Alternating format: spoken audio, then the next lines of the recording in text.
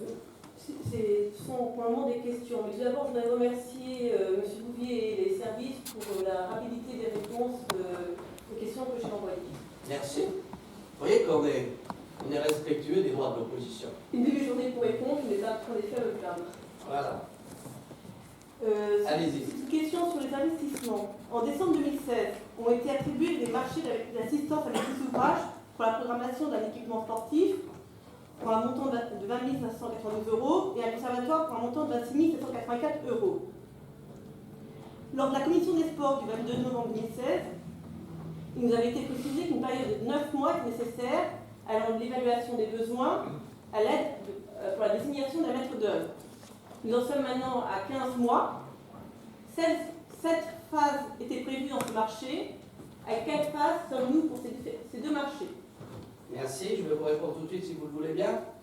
Alors, vous savez, je vais vous dire une chose. C'est vrai que dans toutes les opérations d'investissement, la phase d'étude dépasse très largement la phase de réalisation. Alors, sur ces deux sujets, je vais vous répondre très directement. Voilà ce qui s'est passé. Premièrement, en ce qui concerne le problème à Maison Lafitte, vous l'avez compris, c'est le foncier. Où est-ce qu'on va se poser? Vous prévoyez un conservatoire, vous prévoyez un équipement qui s'appelle un gymnase, où est-ce que vous allez le mettre? Et donc, on a fait étudier divers sites. Et on s'est aperçu que ça posait beaucoup de problèmes et que ce n'était pas ce qu'il y a de mieux.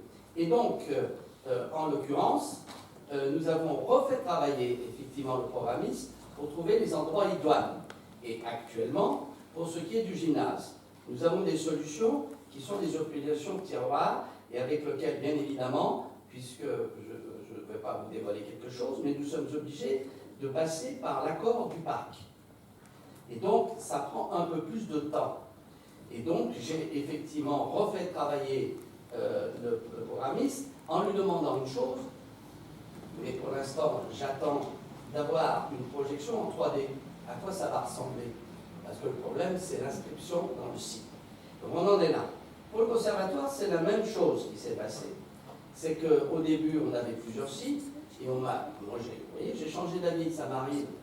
Et effectivement, le conservatoire, on s'est dit, bon, on va vous dire, hein, la salle Malesherbes, c'est peut-être là qu'il faut le mettre. Simplement, on s'est aperçu que partant sur une piste, il y avait peut-être une piste beaucoup plus intéressante et beaucoup plus, je dirais, porteuse d'avenir. Là encore, nous avons demandé, et c'est en cours, qui ne nous a pas encore rendu sa copie, à ce que le programmiste nous redonne effectivement une vision autre que celle que nous avions initialement.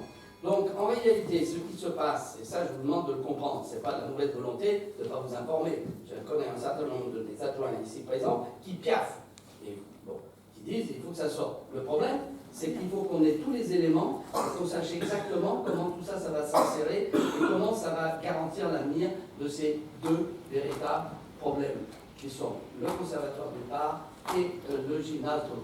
Claude. Oui, simplement, en contre-exemple, le centre de loisirs, c'était beaucoup plus simple. Donc on avait le lieu, on avait un programme bien déterminé, et là on arrive demain matin au choix du maître d'œuvre. Voilà. Donc là on a pu suivre le programme qui était prévu au départ. Parce qu'on savait où le poser. Le problème à Maison Lafitte, où est-ce que ça va se poser, dans quelles conditions. Et ça, croyez-moi, c'est coton. Mais on va trouver des solutions.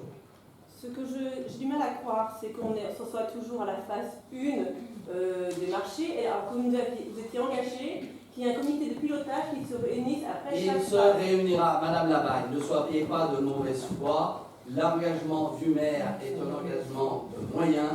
Le résultat, il est fonction d'un certain nombre de paramètres que ni vous, ni moi ne pouvons véritablement maîtriser. Pour ce qui est notamment du gymnase, je peux vous dire qu'il faut faire beaucoup de pédagogie. Voilà. Donc nous en sommes, je suppose, vu qu'on est à 15 mois du marché qui ne dure que Et il se 27 mois, poursuit le marché. donc, nous en sommes au moins à la réalisation du pré-programme, à la phase 4. Non, nous en sommes au savoir à quoi ça va ressembler et exactement où on va le mettre. Je suis clair, je vous l'ai dit. Faites un effort pour comprendre. Donc je m'inquiète dans ce cas-là sur le pilotage du marché. Le pilotage est parfait. Le problème, c'est que le pilotage, c'est pas vous et moi, c'est la ville plus d'autres intervenants. C'est pas possible. Est-ce que vous connaissez la ville où vous êtes? Oui? Est-ce que vous connaissez les problèmes d'urbanisme? Oui. Est-ce que vous connaissez effectivement là où sont effectivement implantés les équipements publics? Est-ce que la ville est chez elle? Non. Il faut vous mettre ça dans la tête un peu. Il y a des moments où je me demande à qui je m'adresse. Si j'ai affaire à des gens là qui sont arrivés tout belottement, il y a effectivement un certain nombre de contraintes dans cette ville que nous sommes obligés de respecter. Sinon, nous allons au tapis avec des recours. Autre Vous question. savez qu'avec un peu de concertation, ça peut faciliter les choses.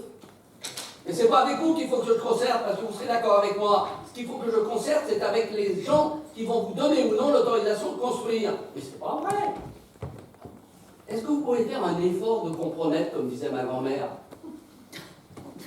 Est-ce que vous êtes capable de ça? Bon, alors écoutez, passez à l'autre Si on donne question. des informations, oui. Mais je vous l'ai dit sur tous les tons. Arrêtez. C'est pas la première fois que je vous dis que c'est pas aussi simple que ça. Bien. Si on avait des dizaines d'hectares, effectivement, appartenant à la ville pour construire, il y a longtemps que ce serait terminé. Mais ce n'est pas le cas. Je suis sidéré, je dirais, de votre fausse naïveté polémique. Voilà, c'est tout. Et ça m'énerve, parce qu'il y a quoi d'être énervé. Parce que pour poser le Spindic, je peux vous dire qu'il y a un certain nombre de projets, il fallait s'accrocher et on les a mis à terme. Allez, autre question. Oui, votre rapport sur le budget primitif acte la chute de l'activité hippique à Maisons-Laffitte avec une baisse inquiétante, notamment de la redevance sur les paris hippiques, où vous ne prévoyez que 21 € pour l'exercice. Oui, tout à fait, puisque vous étiez à 400 000.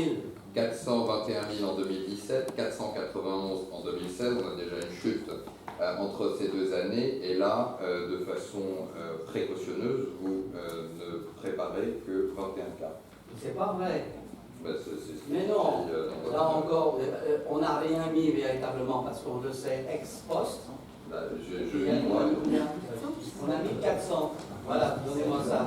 dans un montant de 400 € inférieur à la somme perçue.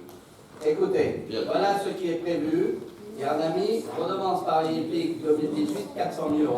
Oui, ben, qui est donc inférieur aux sommes Non, perçues. il est égal à ce qu'on avait prévu au budget 2017. Bien sûr, mais en 2016, 491, donc on a quand même... Mais alors, écoutez, vous savez, au début, on avait même touché 700 000. Ça vous a échappé, ça? Oui, c'est pas Bon, bien sûr. Et le problème, c'est que c'est le taux du pot, le cas de Léa. Et que donc, il y a eu des... On le sait qu'il y a des réunions annulées. C'est en fonction des réunions. Donc, ce n'est pas en fonction de l'activité du centre d'entraînement, c'est en fonction des réunions. Et donc, il y a eu effectivement un certain nombre d'annulés, notamment, pour pas vous dire 2018, en raison des inondations. 17 et 18 aussi. Donc, ce qui est prévu actuellement, on a prévu au budget que la redevance hippique devait rapporter 400 000. Mais il y a un autre phénomène, c'est qu'au début, on avait touché 700 000 parce que Cannes n'était pas venu dans le pot parce que la loi s'était appliquée après le meeting de Cannes. Et donc, c'est l'année d'après où ça a descendu grandement. Autre question. Et cette année, on a prévu 400 000. Et j'espère qu'on les fera parce que ce sont des prévisions, le budget.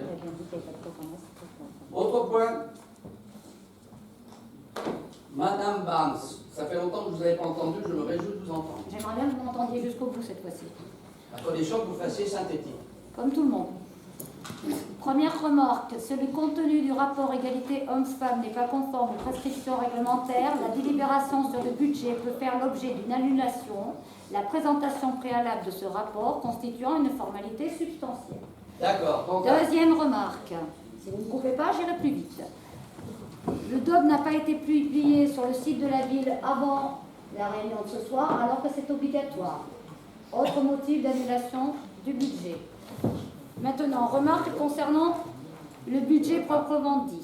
Il va falloir que vous revoyiez votre définition de la sincérité d'un budget. J'ai fait mes recherches, la sincérité d'un budget, elle est effectivement dans l'ajustement le plus proche du réel, de l'estimation des dépenses et des recettes. Et ce n'est pas parce que vous sous-estimez les recettes et que vous surestimez les dépenses que vous êtes sincère. Ce n'est pas du tout le cas. Là, quand on a plus de 6 millions d'euros d'excédent de fonctionnement, on en est à plus de 10% du budget général de la ville, plus de 20% du budget de fonctionnement. Donc la surestimation de la sous-estimation, elle n'est pas à la marge. Hein. On est quand même sur une échelle très importante. Je parlais du budget de l'année dernière.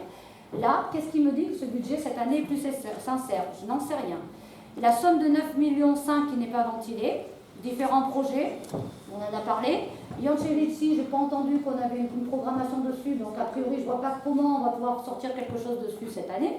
Tout cela est bien flou. 9,5 millions, ça ne suffit pas pour faire tout ce qui est cité. Donc il va y avoir des choix à faire. Ces choix ne sont pas faits maintenant, ils se feront sans doute un jour, peut-être. On verra. Je pense qu'on peut prendre le pari que dans un an, on est toujours à la même situation. Je continue. Des besoins d'explication sur la page 41 du budget prévisionnel, présentation par fonction. Je parle du document bleu, là, le gros document. Colonne 61, services en faveur des personnes âgées. Total des dépenses, 143 000. Total des recettes, 255 000. Par deux fois sont constituées ces recettes. Idem, page 40, actions en faveur de l'enfance et de l'adolescence. Dépenses, 51 000. Recettes, 74 000. De quoi sont constituées ces recettes? Quatrième et dernière remarque. J'en reviens sur les excédents des budgets. Avec de tels excédents, on pourrait financer une politique sociale plus ambitieuse. On a une subvention au CCAS qui reste identique depuis des années à 300 000 €. Le loyer, lui, je ne l'ai pas trouvé dans notre BP. Le loyer que la ville reçoit pour la RPA, j'imagine qu'il a encore augmenté cette année. Je vous demanderai de me donner le chiffre de ce loyer. Et toujours pas de tarification au quotient familial. J'ai regardé, dans ce que vous nous donnez du BP, là, on aurait un déficit d'1 million. Qu'est-ce que c'est par rapport à 5 millions d'excédents? 1 million. Même si on finançait la totalité, je dis bien la totalité de ce qui nous manque pour équilibrer, pour que les familles, on va dire, comment je pourrais expliquer ça? On va arrêter, je vais recommencer ma phrase parce que là je suis mal partie. Les familles payent à peu près 57%. C'est ce que nous a dit Madame Boiron. J'arrive pas tout à fait à ça, mais j'imagine que c'est parce qu'il y a une partie des dépenses communes qui sont affectées à la cantine comme le reste. Donc les familles perdent 57% de la restauration. Toutes les familles payent 57%, quel que soit leur revenu. Il reste donc, oui je parle de la restauration scolaire, il reste donc 43% à financer. Ces 43% de financement, si on les répartissait un peu différemment entre les familles et que la mairie en prenait un peu plus pour certaines familles, au total ça représenterait une dépense de 1 million. Donc je maintiens qu'actuellement, avec le budget que nous avons et avec les excédents que nous avons largement de quoi financer la tarification au quotient familial, y compris sans augmenter les tarifs, et parce que c'est ce que vous me répondez à chaque fois, pour les familles qui gagnent le plus. Donc voilà, j'en terminerai là-dessus et vous ne serez pas surpris de savoir comment nous voterons suite à ce que je viens de dire. Merci.